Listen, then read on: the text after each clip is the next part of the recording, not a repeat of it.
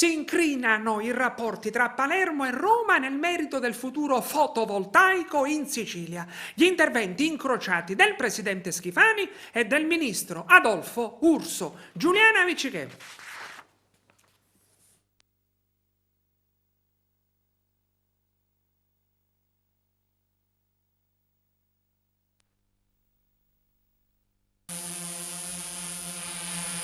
La Sicilia, baciata dal sole e al centro del Mediterraneo, è candidata ad essere un hub energetico per rifornire di energia pulita l'Italia e non solo.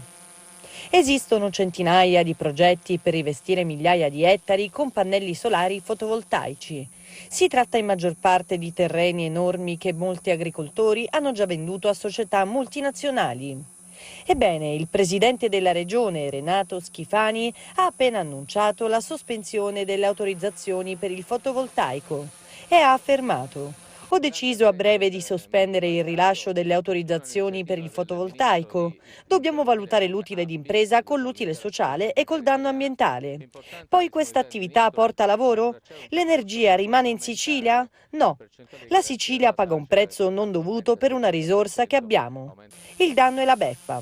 E allora intendo discutere col governo. C'è un decreto legislativo che prevede che sul fotovoltaico non possano essere imposte delle royalty, però già questi impianti danno il 3% di energia ai comuni come risarcimento del danno ambientale. Mi chiedo perché non debba essere riconosciuta una quota anche alla regione siciliana.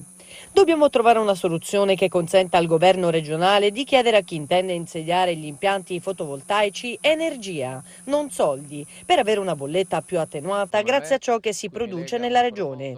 La Sicilia paga un danno ambientale dovuto agli impianti, ha concluso il presidente.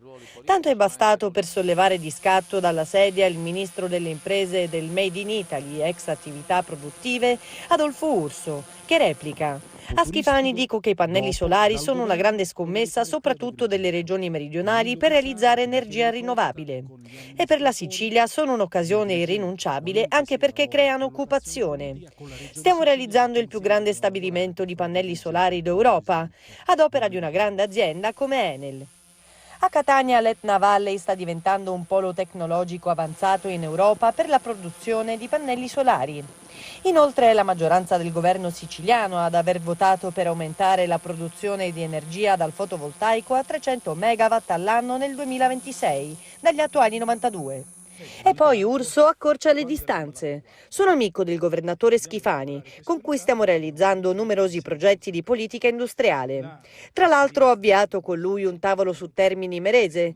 Dopo 12 anni in cui un sito industriale era diventato una cattedrale nel deserto, o meglio un deserto industriale, riaprono le procedure per assegnare l'area alle imprese che ci hanno presentato i progetti per tornare a essere parte di un importante parco industriale e logistico.